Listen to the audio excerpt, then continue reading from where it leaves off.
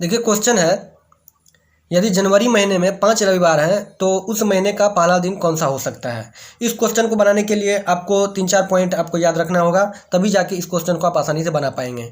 तो सबसे पहले आपको ये देखिए कि एक महीने में कुल कितने दिन हो सकते हैं। तो सबसे पहले देखिए 28 दिन हो सकते हैं, फिर 29 दिन हो सकते हैं, या फिर 30 दिन हो सकते हैं, या 31 दिन हो सकते हैं। यानी कि ये 4 ही जो दिन है एक महीने में कुल हो सकते हैं। तो आप देखेंगे कि जो और एक सप्ताह में 7 दिन होते हैं, एक सप्ताह में 7 दिन होते हैं, तो 7 से अगर 28 को डिवाइड करेंगे तो ये 4 होते हैं। लेकिन इसका मतलब ये हुआ कि जो मेरा पहला दिन आएगा वो 4 होगा, दूसरा दिन 4 होगा, तीसरा दिन 4 होगा। यानी कि जो भी दिन आएंगे, चाहे कोई भी दिन से शुरुआत हो, वो 4-4-4-4 करके ग्रुप बनेंगे 28 वाले महीने में। 29 वाले में बात करेंगे तो इसमें क्या हो जाएगा कि जो पहला दिन होगा वो हो जाएगा 5, क्योंकि 4-4 करके तो सारा ख़त्म हो जाएगा। उसके बाद एक एक्स्ट्रा हो जाता है, तो एक्स्ट्रा कौन सा आएगा, जो पहले वाला दिन होगा वो आके आगे फिर जुड़ जाएगा। तो इसीलिए जो पहला वाला दिन होगा वो 5 हो जाएगा, और उसके बाद जितने भी दिन होंगे यानी कि 2, 3, चौथा जो भी होंगे वो 4-4 करके ही आएगा।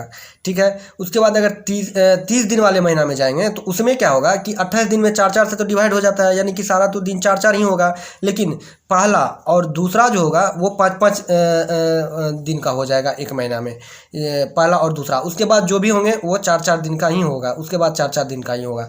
क्योंकि देखिए 7 चौके 28, यानी 28 तो हो जाता है, और 2 दिन जो एक्स्ट्रा होता है तो वो पहला और दूसरा दिन ही ना फिर से रिपीट होगा, तो इस तरह से वो 5-5 दिन का हो जाएगा। उसके बाद जो देखेंगे उसके बाद आता है अगला 31 दिन वाला। 31 दिन वाला में देखिए 28 से डिवाइड करेंगे, 7 से डिवाइड करेंगे तो 28 पूरा पूरा लग जाता है, उसमें 3 दिन एक्स्ट्रा हो जाता है। तो इसमें क्या होगा कि पहला, दूसरा और तीसरा ये तीनों जो है वो 5-5 दिन से आएगा, 5-5 दिन वाला होगा। और उसके बाद जो भी होगा वो फिर 4-4 दिन का वाला होगा। तो इस तरह से आप इसको याद रखेंगे। अब जो मेरा क्वेश्चन है इसको आप ध्यान से देखेंगे कि यदि जनवरी महीने में 5 रविवार है, यानी कि जनवरी महीने में 5 रविवार है, तो देखिए 3 ऐसा दिन हो सकता है जो 5-5 बार आ सकता है। तो पहले तारीख को, यानी कि पहली तारीख को अगर हम संडे ले लेते हैं, यानी कि रविवार को ले लेते हैं, तो 5 आ जा सकता है। उसके बाद कह रहा है कि और 2 और 3, यानी दूसरे तीसरे में भी 5-5 दिन का आ सकता है। तो दूसरे नंबर पे अगर चलेंगे 2 तारीख को, तो 2 तारीख को अगर देखेंगे तो 2 तारीख को, यानी कि पहले तारीख को और दूसरे तारीख को, तो दूसरे तारीख को हम संडे ले सकते हैं। और उससे ऊपर जो लेंगे तो ये हो जाएगा सैटरडे, यानी कि सैटरडे भी 5 दिन में आएगा और संडे भी 5 दिन में आएगा। 2 तारीख को संडे क्यों लिया, क्योंकि यहाँ पर लिखा हुआ है जनवरी महीने में 5, यानी रविवार को ही हमें सबसे पहले देखना है। तो रविवार तो आएगा ही, उससे पहले वाले को देखेंगे और कौन कौन सा डेट आ सकता है।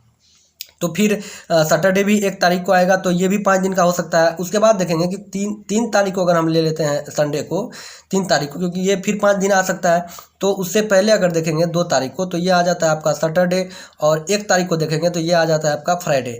तो यानी कि अगर यहाँ पूछ रहा है कि उस महीने का पहला दिन कौन सा हो सकता है, यानी कि कौन कौन सा हो सकता है, यहाँ पर ऐसा होगा कौन कौन सा हो सकता है।